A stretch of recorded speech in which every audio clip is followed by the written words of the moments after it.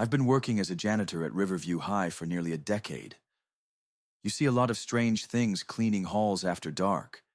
Shadows dancing under flickering lights, doors that slam themselves shut, whispers in empty classrooms. But nothing compares to what's been happening since Principal Harper arrived. It started subtly. My shifts usually ended at midnight, long after the students had gone home, leaving me alone in the sprawling corridors. But lately, it feels like I'm never truly alone. Every night around 11, a chill sets in. Not the kind of cold that comes from faulty heating, but the deep, bone-penetrating cold that sends goosebumps crawling across my skin. And then, there's Harper. Nobody knows exactly where Principal Harper came from. No prior schools listed. No background anyone could verify. Yet, he arrived fully endorsed. His resume impeccable.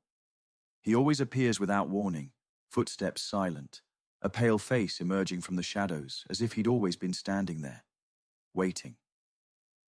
One night, as I swept near the old auditorium, a place rumored to be haunted long before Harper arrived, I saw him standing motionless at the edge of the stage, facing an empty audience.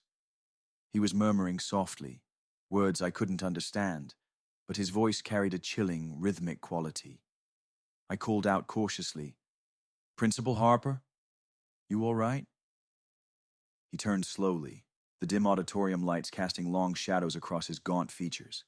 His eyes were hollow, empty voids where no light seemed to penetrate. A smile curled the corners of his lips, too wide, too unnatural. "Working late again, James?"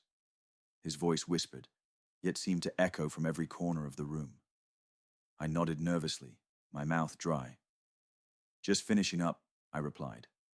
"Good," he said softly, turning back towards the empty seats. "Very good." I quickly left, heart pounding. But the encounters didn't stop. Lights flickered whenever he was near, and his reflection never seemed quite right. Mirrors, polished floors, windows, they all showed something distorted, fleeting, as if his presence couldn't fully anchor itself in our world. Then there was the night I found footprints, wet, muddy prints that appeared from nowhere, leading straight into his office door, which was locked, and had been since Harper left hours before. When I checked security footage, the cameras showed nothing. The footprints simply appeared, leading inside and never back out. Teachers have begun whispering too.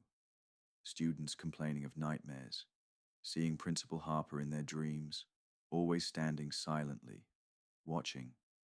I've tried to tell myself it's paranoia, overwork. But deep down, I feel the truth. Something is wrong with Principal Harper. Tonight, as I write this, it's nearly midnight again. The school feels alive, humming with something dark and hungry. I don't know what's truly happening here, but I do know this. Principal Harper isn't what he claims to be. He's something else entirely. Something from the shadows that the darkness lets slip through. And I fear it won't stop until it consumes everything.